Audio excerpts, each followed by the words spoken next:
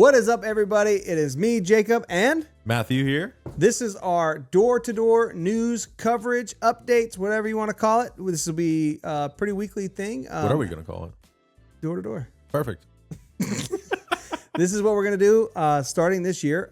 Just bringing updates, whatever comes to the track. So stay tuned to this throughout the year. Subscribe, like it if you like the content. But Matt, you're going to cover the first topic. This is the OEP. Yeah, so we're going to jump into the first topic. NASCAR has implemented the new OEP, which is Open Exemption Provisional. Tongue twister. Yeah, it's kind of weird, but basically... Still have to read that thing off a note to figure it out. You kind of do, because there's so many... You were kind of saying it earlier. There's so many... Acronyms in NASCAR. There's so many. Let's just throw a few more for 25. That's perfect. So basically this one states if you have an outside driver, someone who's not experienced in NASCAR coming over to the sport to participate in a race, they can apply for this exemption. This allows them to start the race, have a starting position guaranteed and locked in without having to qualify for it or fight for a position.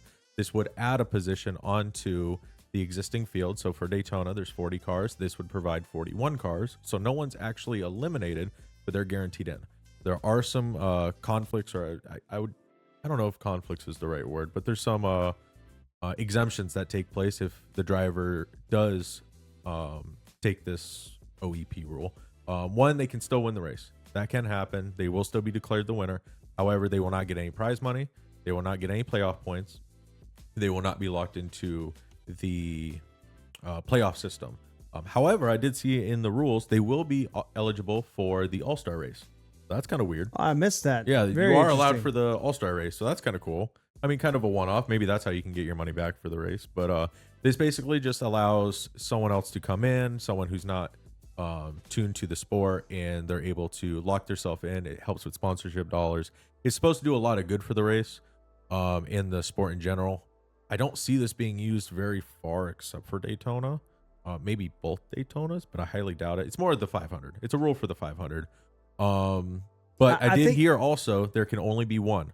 So if multiple drivers do call in or try to get this provisional, only one will be allowed, and they'll go off for credentials and statistics. You know, who will be statistically better for the race. Yeah. So the only place I see this possibly coming around is maybe, besides the 500, is maybe... It's so dumb. Maybe a road course, maybe like a Watkins Glen, where a bunch of sports car guys I sound like I was from New York right there. A bunch of sports car guys come from IMSA that races there frequently. Yep. Maybe something along those lines. Maybe a short track, not a Bowman Gray, but maybe because that's a special event, but maybe some kind of track that has a history of a bunch of drivers. Maybe this might come into effect.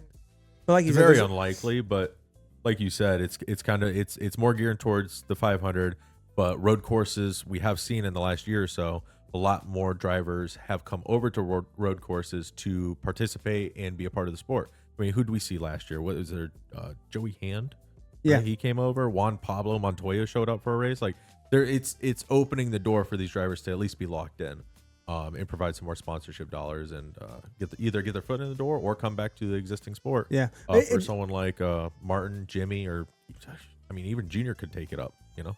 Yeah, I mean, what it does, it takes all the risk out of it.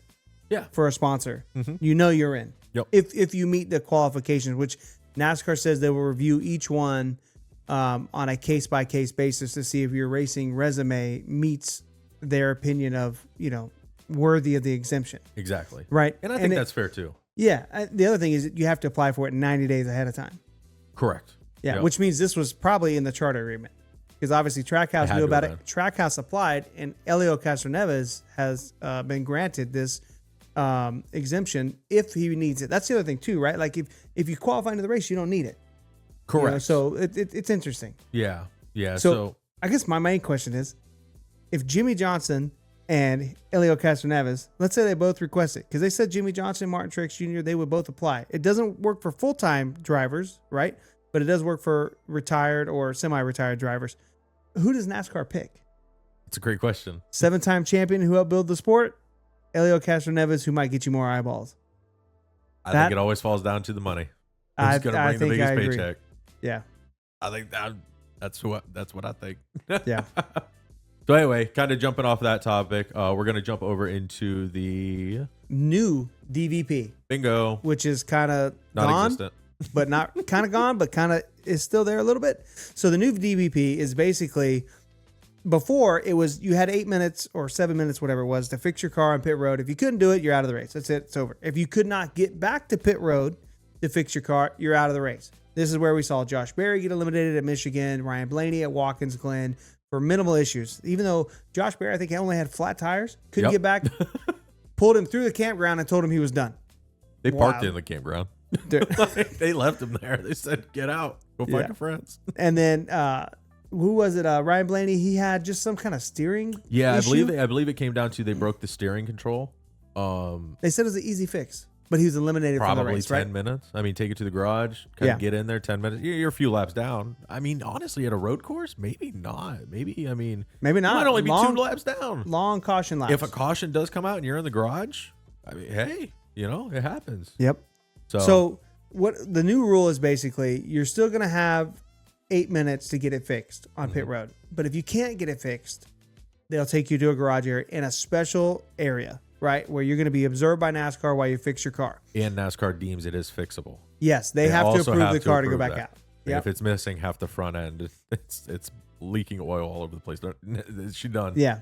They did say too that there's a big concern about like crash carts and stuff. Like this is like a thing from back in the day. Like teams would bring all these extra carts and all this extra money to like build these carts and bring all these parts and pieces.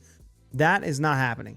NASCAR said basically everything that you could fix before is what you can fix now. So if there's something that they deem like, like let's say like you're saying, you break something very, just very extensive in the front, you're not going to be able to replace everything and go back out 100 laps down. It's just not going to happen. If you can't realistically fix it in 20, 25 minutes, I don't see them going back out. Correct. And then not to mention, you don't really have that many cars missing the race anymore. Mm-hmm.